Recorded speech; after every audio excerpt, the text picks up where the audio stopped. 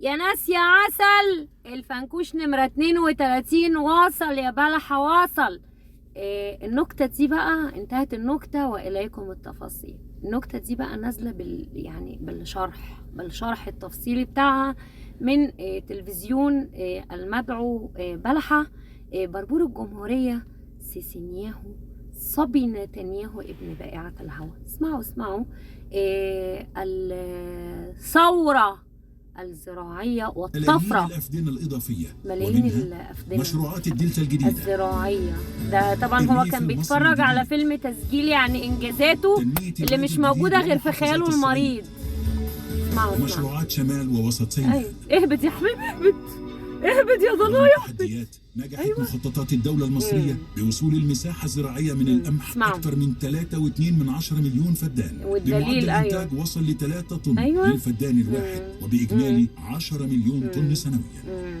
طب وبتستورد ليه من بره يا حماتة؟ من خلال يا المشروع القومي حماتة. للصوامع الزراعية. أيوة. لتصل معدلات التخزين الاستراتيجي ل5.5 استراتيجك مليون طن. ولا استراتيجي والنهاردة السيسي. بتجني مصر ثمرة جهودها الزراعية أيوة. لموسم حصاد القمح. بقت بتستورد ففي كل تشكى حاجة. تم زراعة ما يزيد عن 150 ألف فدان.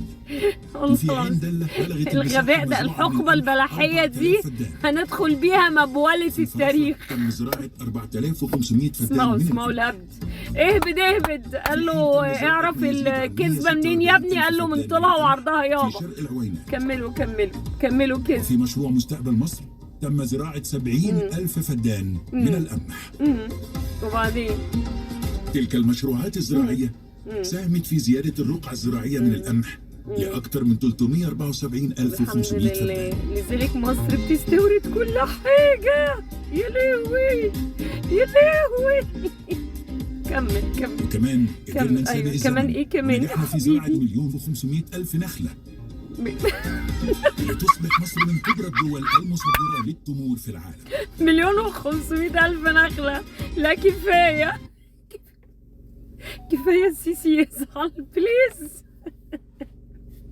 الرئيس يزعل. مش أنا. هو دي نيران صديقة. معلش يا ملح، انت زعلت، هصالحك. هعمل لك فيديو تاني كمان شوية عشان نتصالح انا وانت. انت عارف انت حبيبي من ايام الجيزة. بلوح يا سيسينياهو يا صبي نتنياهو يا ابن بائعة الهوى اللي امك عمرها ما قالت لراجل لا يا ابن الحرام.